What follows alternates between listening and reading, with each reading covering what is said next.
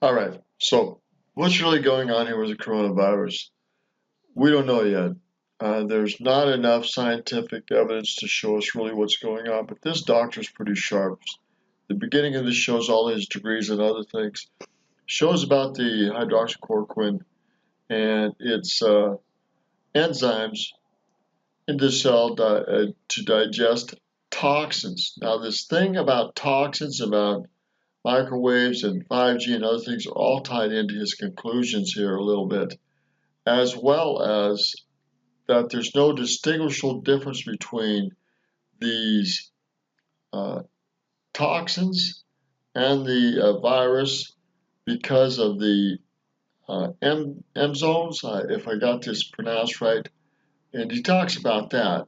It's very interesting. Listen to this. So there are studies that show that this drug can release lysosomal enzymes. So I'll tell you that the lysosome is basically the garbage dump of the cell. So it's another one of these garbage dump of the cell. Interesting. And how toxics and this virus are connected very, very strongly in the symptoms around it. Very interesting. These vesicles or sacs, and it has all these enzymes that basically just chew everything up, similar to what happens in your gut when you're digesting food. And this is worth repeating, that this is garbage dump of the cell and how these enzymes are actually trying to get rid of toxics in the cell. Very interesting. So there are studies that show that this drug can release lysosomal enzymes. So I'll tell you that the lysosome is basically the garbage dump of the cell. So it's another the garbage dump of the cell. Now this is very important. One of these vesicles or sacs, and it has all these enzymes that basically just chew everything up, similar to what happens in your gut when you're digesting food. And any trash that is not working anymore, right, like proteins that have degraded or DNA that was copied in error or things like that, they get sent to the lysosome for destruction and recycling. So it breaks it down into the basic constituents and then is able to send it back to the factory part of the cell where it could be reused to make new molecules. But in the case of this drug, what it actually does is release these enzymes out of the compartment in the cell and into the cell cytoplasm. And this can actually be quite damaging to the cell itself. However, if the cell has been inundated with some kind of toxic substance, these enzymes could help break that down so that the cell could survive. Now that's interesting. Actually be toxic to the cell, but if these toxics are in there, can actually be helpful to break this down and to clean that cell out. So toxicity is very important in what's going on here. I think that may be actually how it's helping these patients. Now, vitamin C is the other one that has been reported to be quite successful. And a lot of people think that vitamin C... Now, the other thing that's been reported with this hydroxychloroquine is that zinc is very essential for these enzymes to work. And zinc is often essential for enzymes creation and usage.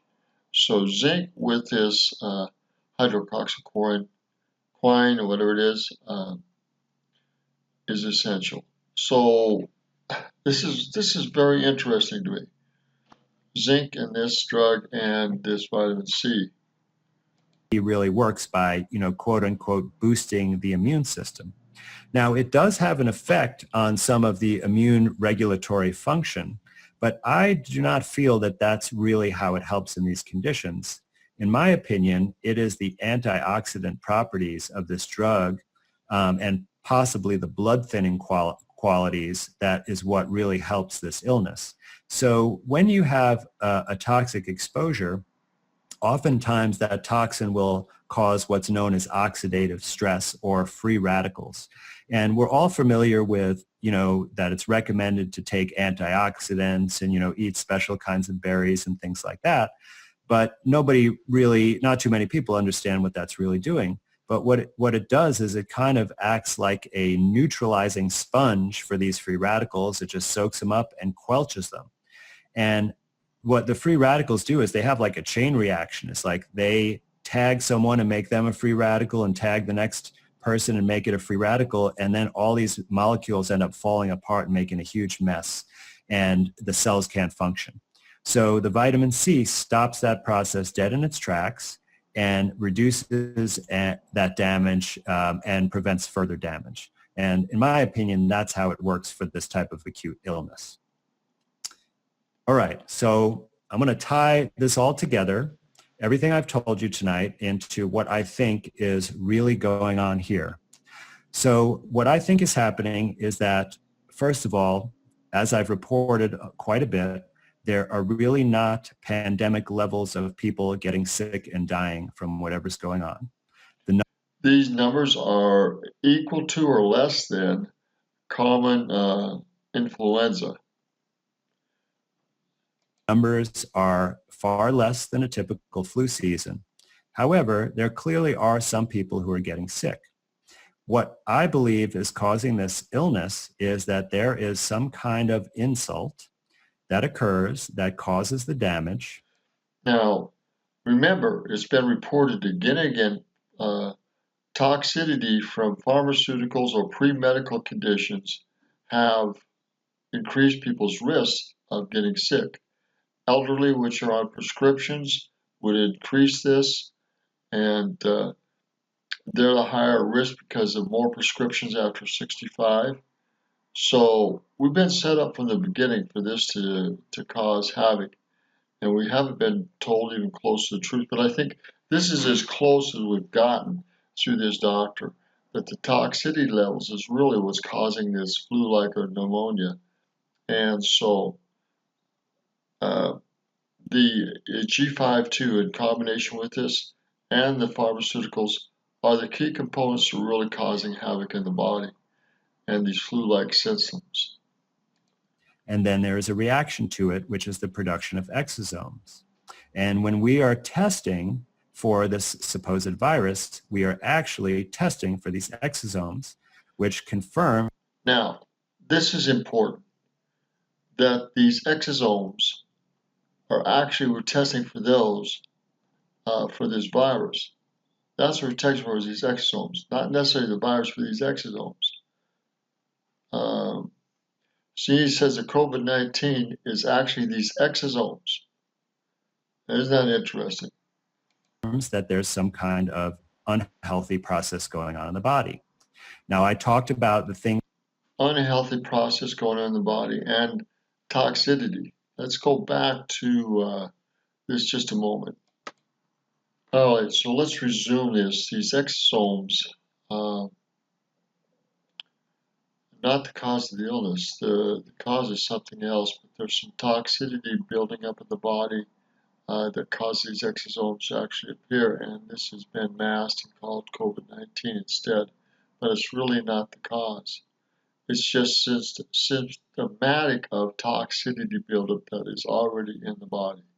Things that can cause production of the exosomes, and I believe that those represent the cause of the illness. And I think that the possibilities are that there is some kind of poison. Certainly there's lots of precedent for a pneumonia-type illness coming from inhalation of toxic substances. Now, when he says poison, you can equate that with toxicity. High toxicity is poison. Could be the stress and fear, could be the cause. It could represent a... And you notice how they're pushing the fear in the media. Regular flu or pneumonia or even a bad cold, and whatever causes those would be the same cause. And lastly, electromagnetic radiation could certainly be a cause as well. G5. There has been a major proliferation and installation of new 5G infrastructure.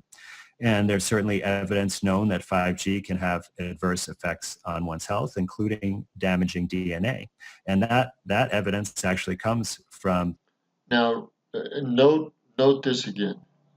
G5 or 5G causes genetic damage, DNA damage. This has already been documented, and this is why there are some countries in Europe, including Israel, that have outlawed the use of 5G installations. Los Alamos National Laboratories, when they've studied microwave and radiation like they use in the body scanners in the airport. And now notice it's not just the 5G towers, but it's the body scanners and the airports. Think about that. I think it's quite possible that there is not one toxic exposure, but there could be different causes of this illness in different areas, or perhaps even in the same area between different people, that this may not be a uniform cause of the illness, but it does cause a similar constellation of upper respiratory symptoms. And these symptoms are not extremely specific. All of these illnesses, I could list off probably 20 different illnesses that would cause a cough, possible shortness of breath. So this toxicity is a major cause, and there could be many reasons for this toxicity besides pharmaceutical or medical, radiation, other things, poisons, pollutions, other things. Toxicities can be caused by many different sources, but one of the greatest ones currently is medical toxicities through pharmaceuticals. Again, this is Roger Mark from Billings, Montana. Very, very interesting report by this doctor. We're going to end it here and think about the possibilities of what's going on and how we've been jerked around by this, not being told the truth, I'm sure. We need to get into these greater details. I mean, some of these things are going to come out, but the major news media is not even touching this stuff. Thank God for the internet and for other people that are looking at this, doctors and other experts. Very interesting. Good day.